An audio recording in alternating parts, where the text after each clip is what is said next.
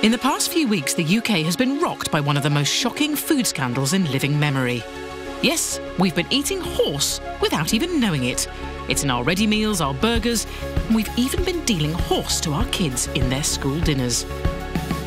Over the next hour, as well as revealing how Dobbin has ended up on our dinner plates, we'll take you on a stomach-churning ride through the supermarket aisles to reveal the truth about the food we eat. Tonight, we're counting down the most shocking food facts you can't afford to miss. From coffee that could kill to the unpalatable bugs lurking in your fridge. So saddle up and prepare to be shocked, sickened and stunned.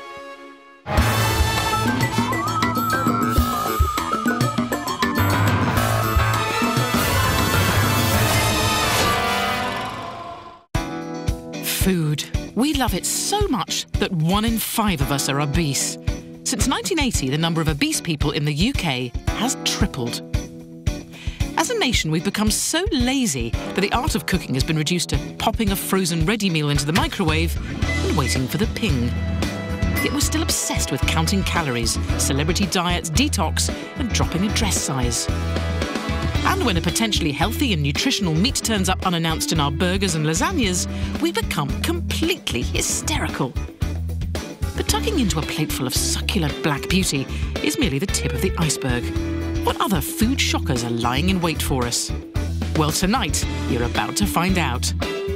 As we reveal what really goes into bargain bangers, why fruit and veg isn't nearly as healthy as it used to be, the unexpected visitors you might just discover in your loaf, and learn how this isn't the first scandal about pigging out on horse to hit these shores. All that and more coming up.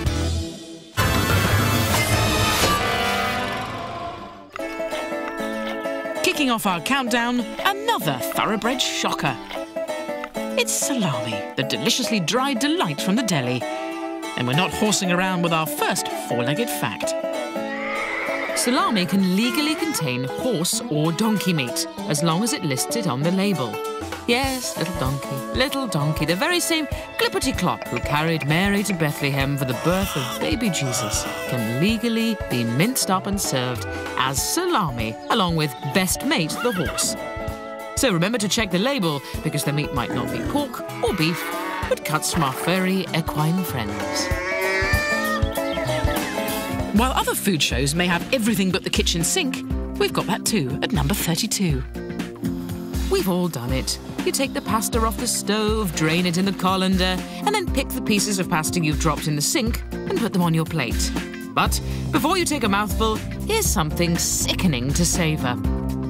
Researchers from the University of Arizona found that there are more bacteria in the average sink than on your toilet seat. Although it sounds unbelievable, this is actually more hygienic than that, because bacteria breed in damp conditions. So next time you eat those stray bits of pasta dropped in the sink, think again. You'd be better off eating them straight from the toilet. Worth a squirt at 31, it's ketchup. High in sugar, it goes with all the foods we're told are bad for us. But fellas, don't squeeze ketchup out of your diet because it could prevent cancer. Here's dietitian Dr. Tony Steer to explain. Tomato ketchup, tomatoes or any tomato-based product contains a substance called lycopene. And lycopene has been shown to reduce the risk of prostate cancer in men. Now stop sniggering and pay attention in class. The prostate is a small gland about the size of a walnut located down below. Prostate cancer tends to affect men in their 70s. The older you are, the greater the risk. So, Dr. Tony, and your saucy facts, should blokes be eating more ketchup to reduce the risk? Tomato ketchup can be high in sugar. Lycopene is present in all tomato products, so you could try tinned tomatoes, a bolognese sauce, a tomato-based pasta sauce, a tomato juice, or a tomato salad, or just tomatoes. Aha! Thanks for the tomato tips, Tony.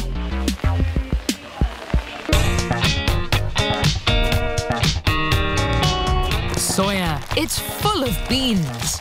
Used to make tofu, it's high in protein, rich in vitamins, and may even reduce the risk of coronary heart disease. Sex scientists believe soya contains chemicals that mimic the female hormone estrogen, which could lead to sexual dysfunction in adults and may affect male reproductive organs. And with the average sperm count of blokes dropping by a quarter over the past 25 years, maybe it's time to biff these beans, as they could be affecting your meat and two veg. At number 29, the French. While we admire our cross-channel comrades' sense of style, the choice of cuisine is not necessarily to our taste. Along with snails, our French friends are famed for eating these: frog's legs. But consider how the frog made the leap from lily pad to posh plate, and you'll uncover a fact more disturbing than a Frenchman's garlic breath.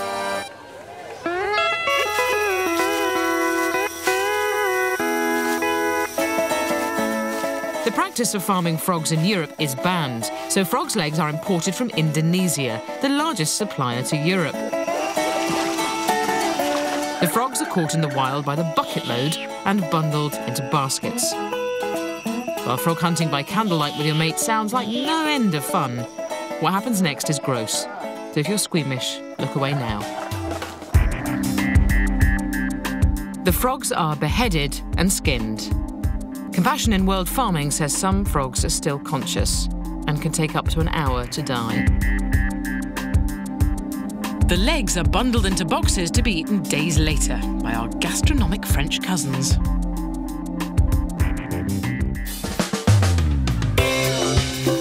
Medication. It's good for you. Otherwise, those clever doctors wouldn't have prescribed it.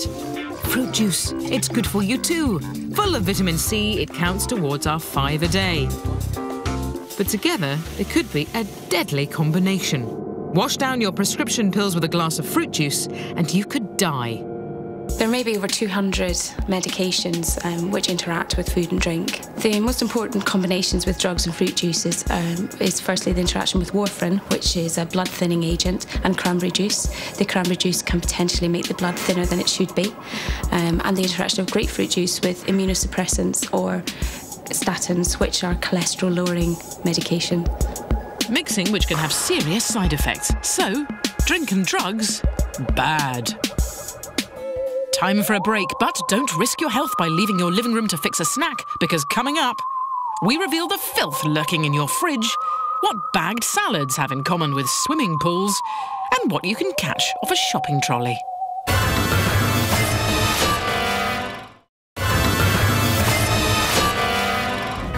Welcome back to the show that reveals that horse meat isn't necessarily the only unwelcome addition to our daily diet.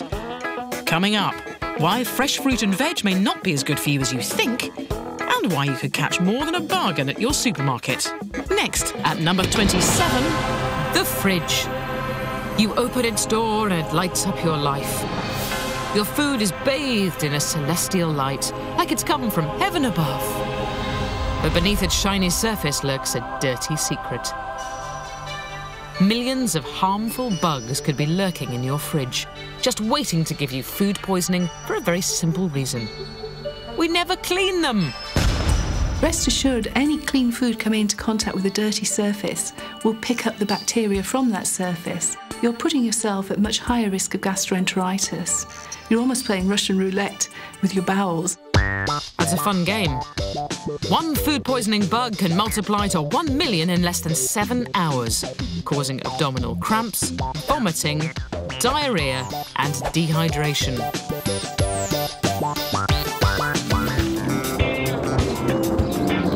You believe all those ads on TV. Eating fat-free crisps turns you from a sad, lonely loser into a sex god. Attractive women can't keep their hands off you. You begin to exude the sexual magnetism of Brad Pitt, and you're suddenly surrounded by fashionable and funky new friends. But some fat-free crisps can make you poo your pants. Some crisps in America are cooked in olestra, an indigestible fat substitute. The idea is simple. Olestra isn't digested, passes straight through you, so doesn't make you fat, which sounds great, in theory. Because since Olestra was approved for use in the US in 1996, the Food and Drug Administration has received more than 20,000 reports of adverse effects. And they are gas, cramps, bloody stools, diarrhea, stained underwear, and incontinence. Nasty. So, if you don't want a shit time when you're next in the States, remember to check the label on your fat-free crisps.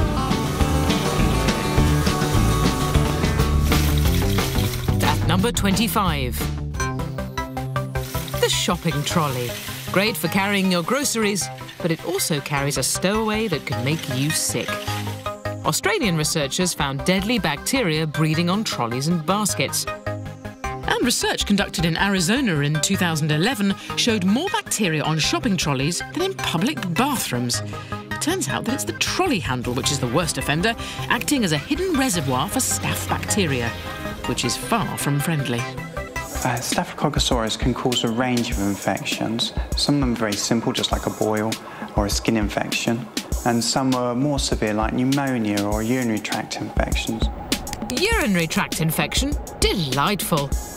But before you boycott your local supermarket, you only run the risk of getting infected if you've got an open cut on your hand. But how does staph bacteria get onto shopping trolleys in the first place? Here's the disgusting truth. The bacteria would have got onto the trolley and the basket handles by somebody either picking their nose or sneezing straight into the hand and touching the handle, or by sneezing straight on to the handle. Oh, lovely.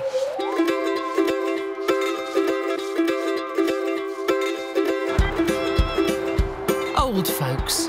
They're always harping on about how much better things were in the good old days. But our pensioners may have a point. Because fruit and vegetables are less nutritious now than they were in 1940. So who's to blame for this historical outrage? Well, a theory put forward by the University of Texas blames changes in the cultivated varieties of modern crops as opposed to those used 50 years ago. So how much more fruit and veg do we need to eat now compared to what they ate back in the day? Well, to get the same vitamin A from one good old-fashioned 1940s orange, 50 years on, you'd need to eat 8. And to get the same mineral content as a 1940s tomato, you'd need to eat 10. That's right, 9 more than in the good old days. There's a couple of factoids for our lovable OAPs to chew over. Still to come in this part, we go for a dip in a bag of supermarket salad and ponder the calorific content of a pint of beer. But first, at number 23, a diet that's as passé as its founding father. Yes, Atkins. Once loved by Brad Pitt and pals, the high-fat, low-carb diet was dropped faster than a box office turkey, thanks to the impossible task of finding food you'd actually want to eat. The difficulty of trying to find food that you could eat easily, especially when you're on the run, you're out working and in the street and stuff, it's very complicated. So you ended up walking around with a piece of cheese in your hand all the time and nibbling at that. But the real reason the diet is now as defunct as Dr. Atkins himself is down to a disgusting side effect. Atkins breath. The worst side effect of the Atkins was the taste of cheese. I'd say Stilton in my mouth at all times. I couldn't take mince, so I could always taste it, and I did not like that part at all. Here's dentist Dr. Phil Stemmer with the definitive definition of the diet's smelliest side effect.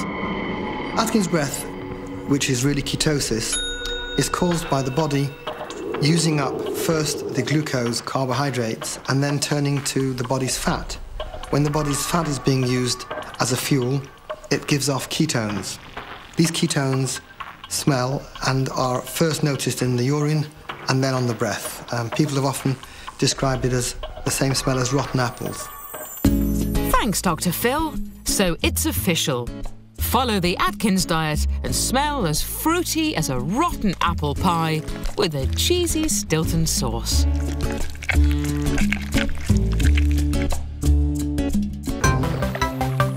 We're floating another fact your way at number 22, and it's bagged salads, the hassle-free way to healthy living.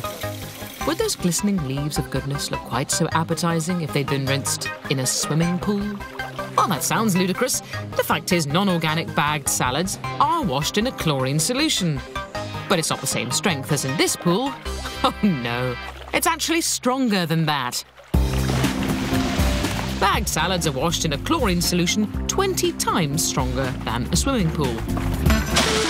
And while we're on to bagged salads, we're going to burst the pillow pack bubble too. The pillow pack keeps the salad leaves looking fresh and youthful for up to 10 days, so it can sit around on supermarket shelves. But when you expose those lush-looking leaves to the air, they often flop dramatically. The truth is, you'd be much better off buying a fresh lettuce and washing it yourself. We've reached number 21, but that's nothing to smile about because of this. Bottled water.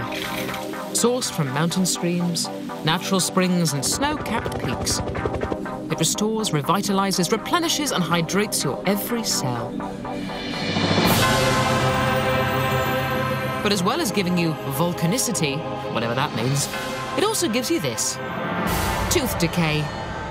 I believe there may well be a link between the rise in decay recently and the rise in popularity of bottled water. Yep, rather than drinking it out of the tap and getting your daily dose of fluoride, kids are getting their 8 glasses a day from these. The levels of fluoride in bottled water are relatively insignificant and not high enough to protect the children's teeth from decay. That's right, the fluoride levels in these bottled waters are too low to protect our nation's gnashers. That makes Dr. Phil an angry man. At number 20, probiotics, the hobbit-sized yogurt drinks full of friendly bacteria that are branded with ludicrous Latin lingo like El Casai Immunit Arse. These miniature pods of goodness are marketed as though they are a miracle. Yes, watch the TV, and you could be forgiven for thinking they were the second coming in a pot, with heavenly health-promoting properties. But for all the so-called science, the proven health benefits of probiotics are not quite so sexy. The concrete health benefits of probiotics are, I imagine, just about now being unravelled. I think we're fairly confident that they can help in certain conditions, mainly ones in the gut, like irritable bowel syndrome, reduction of the risk of traveller's diarrhoea. Help with traveller's diarrhoea? They don't mention that in the ads. What if you're perfectly well and not pooing your way through your gap year? Is there any benefit in taking them if you don't have irritable bowels? We asked Kath Collins. If you're healthy, if you're feeling well, then probiotics are absolutely no benefit whatsoever. The only thing they can do is either replace more nasty bacteria and help relieve diarrhoea, or they can help in the normal digestion of particular nutrients and help you absorb them, which your normal bacteria would do anyway. But Kath, we're told that by taking probiotics we'll have boundless energy in a matter of days. The only benefit of probiotics is in bowel health. They don't affect vitality or ability to rollerblade around the park. Oh, Kath, that is a shame.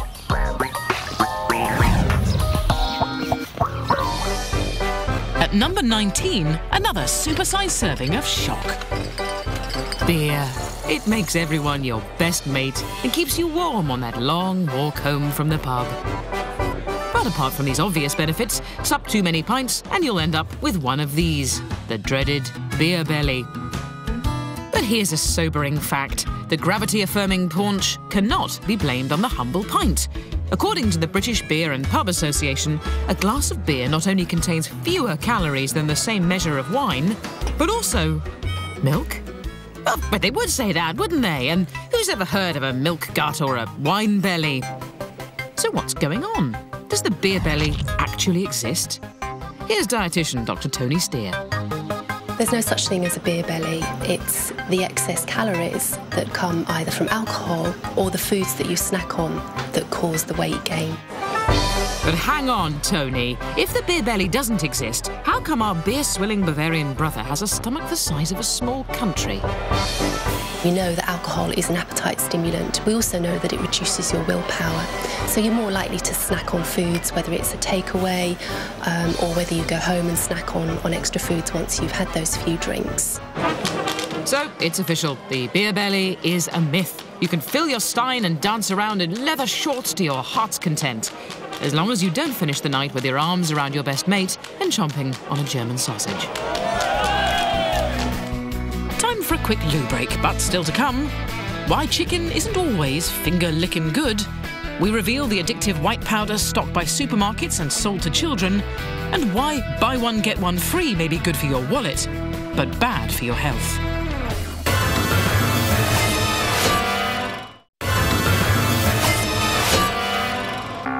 Welcome back. Now, horse meat may be disappearing from our supermarket shelves, but other horrors await. We find out what this unlucky woman discovered lurking in her loaf, and why bargain bangers aren't all they're cracked up to be. At number 18, bog off. Yes, buy one, get one free. The great money-saving idea, despite your kitchen cupboards looking like Noah's Ark.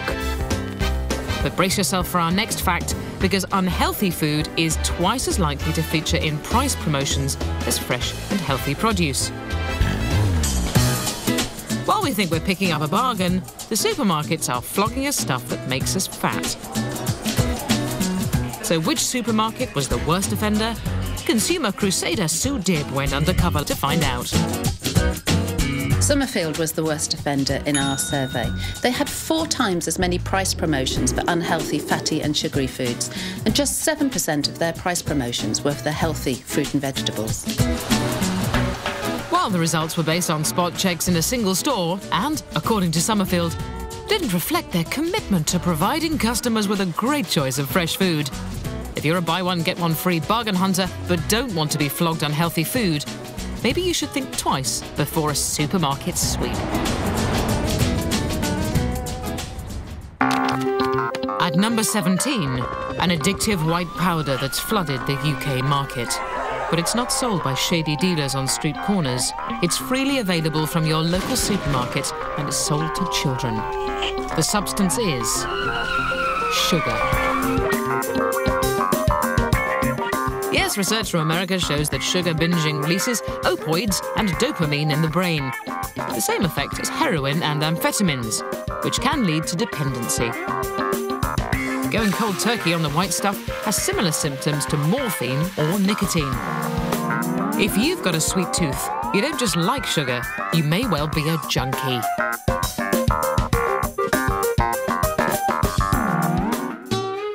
At number 16, the humble chicken. Whether it comes from a chicken concentration camp or is a free-range, chicken-licking organic outdoors type, everyone's favourite feathered friend isn't quite as healthy as it might at first appear. Yes, when this bird meets its maker and is presented to us on a blue plastic tray, it comes with hidden extras. It gives us food poisoning. Yes, according to recent research by the Food Standards Agency, 65% of UK chickens tested contain the bacteria Campylobacter, the nasty little bug that causes food poisoning. The best way to avoid this unpleasant side effect, make sure that you cook your bird properly. Or become a vegetarian.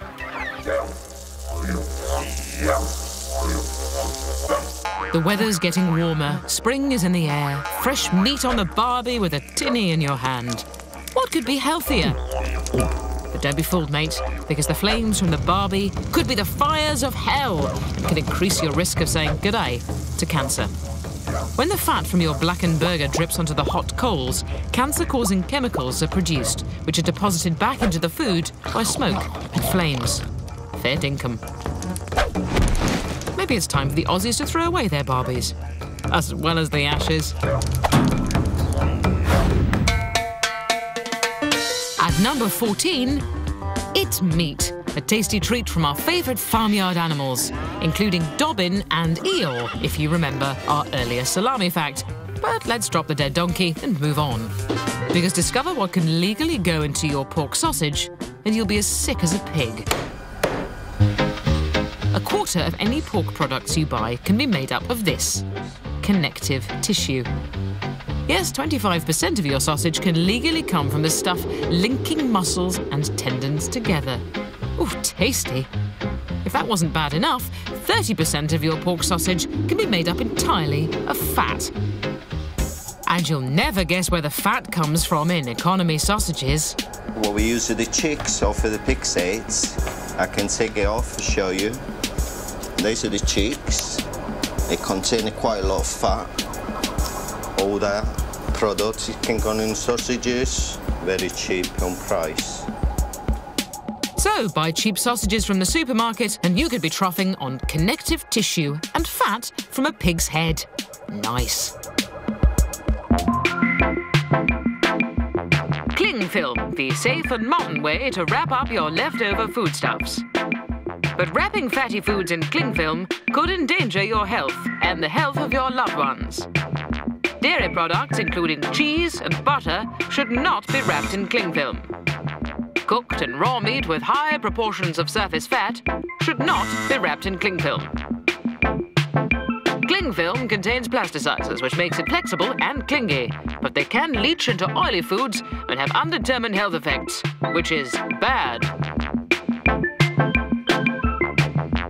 Wrap fatty foods in grease-proof paper, like cheese and butter, or cooked and uncooked meats. Finally, remember to read the recommendations for use on the box. And if in doubt, be safe, not sorry. Cover your fatty foods in greaseproof paper. We're fast approaching our top 10. Still to come.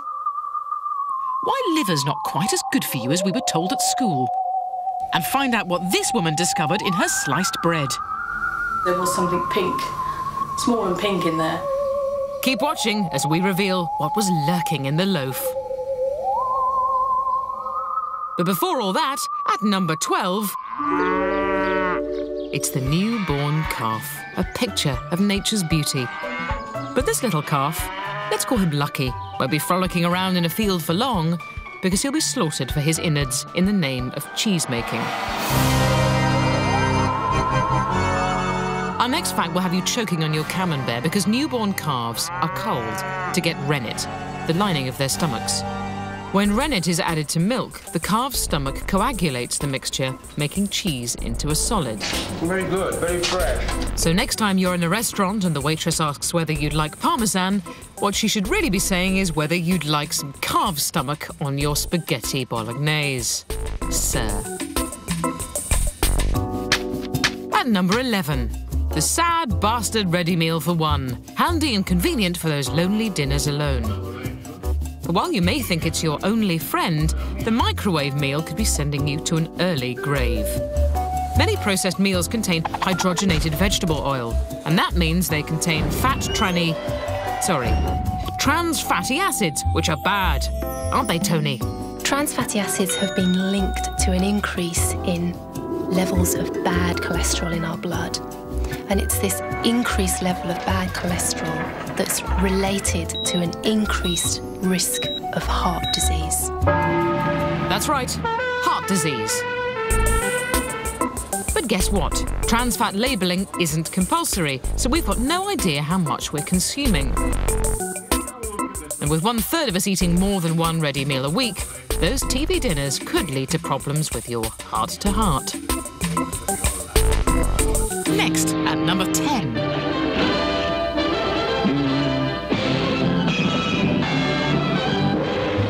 But that's all I can stand, and I can't stands no more, because Popeye has been lying through his pipe for years. Yes, sorry kids, but spinach does not pack the punch that Popeye would have us believe.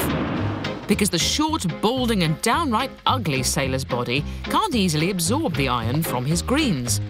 To save olive oil and defeat Bluto, Popeye should wash his spinach down with some vitamin C, as it can quadruple iron absorption in his favourite tinned veg. And that, Your Honour, is the truth. At number 9, it's those animal-loving French. At it again. Not satisfied with chomping on Black Beauty and Kermit the Frog, our continental cousins have a fondness for foie gras, the fatty liver of ducks and geese. The footage you're about to see may be upsetting to some viewers. It was taken in France, where production of foie gras is widespread. The birds are literally sitting ducks as they're kept in confined cages day after day. Grain is forced down the throat through a metal tube, which can cause physical injury. Force-feeding bleaches and swells the liver 8 to 10 times its normal size, as these pictures show. When they're finally slaughtered, their swollen livers are sold for foie gras. No wonder some campaigners call it the delicacy of despair.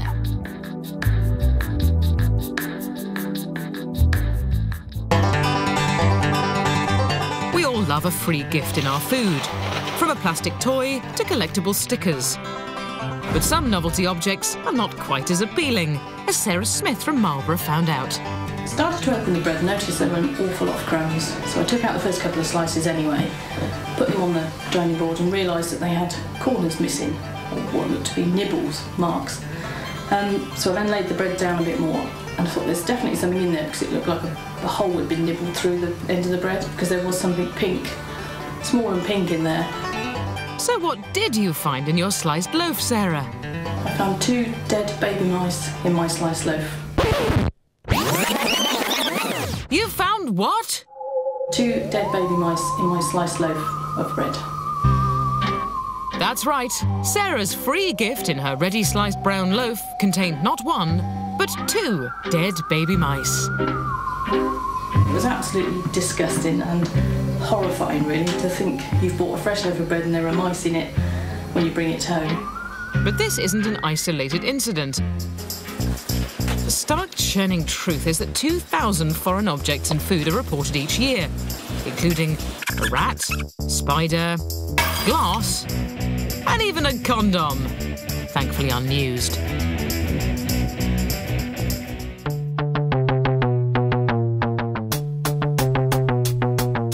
The Weekly Shop. If you believe all those TV commercials, we've never had it better. Supermarkets are driving prices down, rolling back the clock and giving us 3 for the price of 2, even though we only really wanted 1.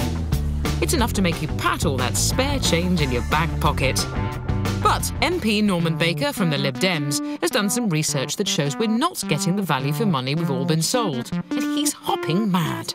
Well, astonishingly, only a quarter of what you spend in supermarkets goes on food. 26 pence in every pound only on food, 74 pence on other things. Let's get this straight, Norman. We're actually spending more money on the stuff we don't get to eat. 16 or 17 pence in every pound you'll be spending on packaging. You'll be spending out of your household bill £470 a year on packaging, a huge amount. And nationally, we're spending £15 billion on stuff we don't want and which is simply thrown away.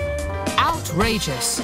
And with no option but to spend 1/6 of our food budget on packaging we throw away, maybe the supermarkets should give their great value claims a rest, because it's quite literally garbage. And if they don't, they'll have Norman Baker MP to deal with. Why have we got bananas wrapped in trays? Why have we got bakery products wrapped in this way? Why indeed, Norman? Next, at number 6.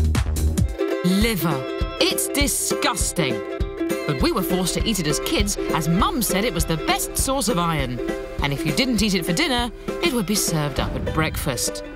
We hate to break it to you, but our parents have been lying to us for years. Liver is not the best source of iron. Research shows, gram for gram, that parsley contains more iron than pork liver. So kids, next time your mum threatens you with liver to up your iron intake, ask for the plant instead of the pig. For our final break, but don't go away, because coming up in less than 3 minutes we'll reveal the top 5 most shocking facts about your food. It's a supersized serving of meat and potatoes, garnished with a sprinkling of horse.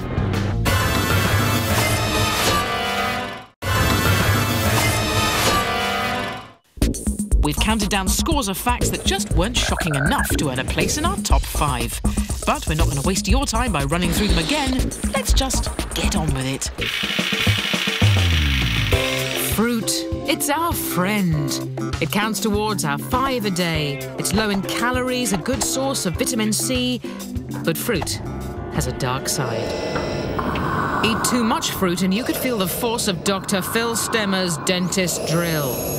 I've seen many patients who have had most, if not all, their teeth eroded, dissolved away by having too much fruits, dried fruits and fruit drinks. That's right, fruit is officially the new F word. If only you could say it, now you don't have any teeth. It's the acidity and sugar content of some fruits that damages your teeth. So, Dr. Phil, which fruits should carry a health warning? Various fruits have different levels of sugar within them. Bananas come out number 1 with the most amount of sugar, then guava, then grape, then apricot, apples and oranges. And don't get Stemmer started on these innocent-looking bags of goodness. Dry fruits are particularly bad for your teeth because they often contain added sugar, refined sugar, man-made sugar, and also they are more concentrated. Thanks, Dr. Phil. We'll be careful. And they're very sticky. So when you eat them, At number 4, coffee. We all know that drinking too many cups is bad for us, that too much caffeine can cause irritability, fatigue, and big dark circles under your eyes. But did you know that large doses of caffeine can be lethal? Yes, 10 grams can kill the average person. Well, only if you drank around 100 cups in 4 hours. But if you're a bloke watching this show with a hot cup of coffee in your hand, don't pour it down the sink just yet, because coffee can do you some favours in the trouser department. Semen scientists, yes, they do exist, found that men who drink between 1 to 3 cups of coffee per day produce sperm that are more motile than men who don't use caffeine at all.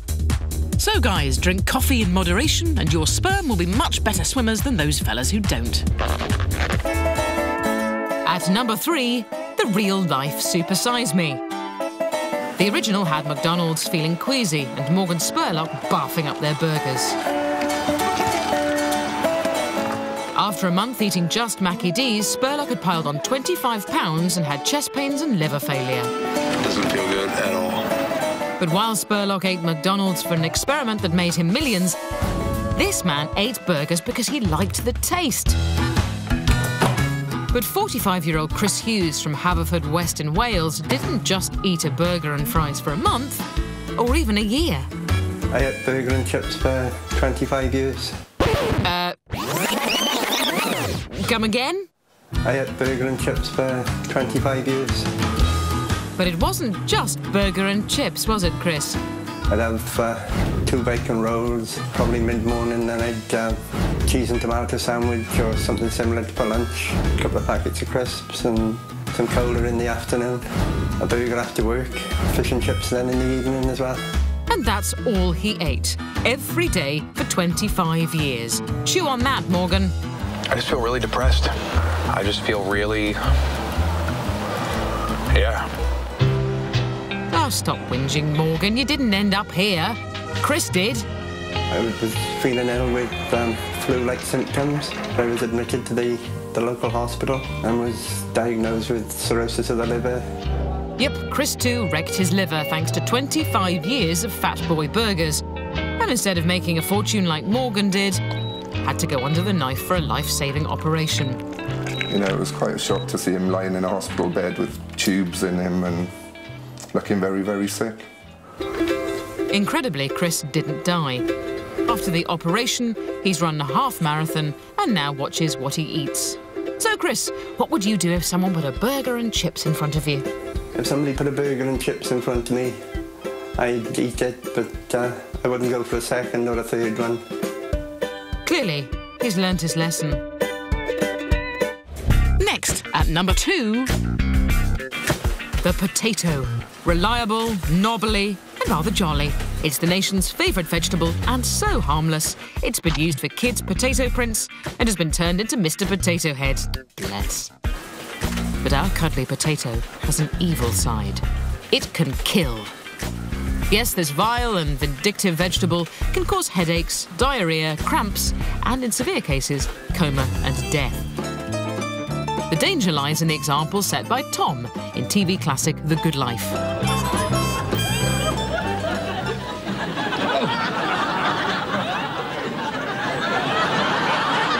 Jerry, get the trolley. Right. Yes, if you snub the supermarket and grow your own spuds, beware of green sprouting tubers because they contain glycolkaloids. What?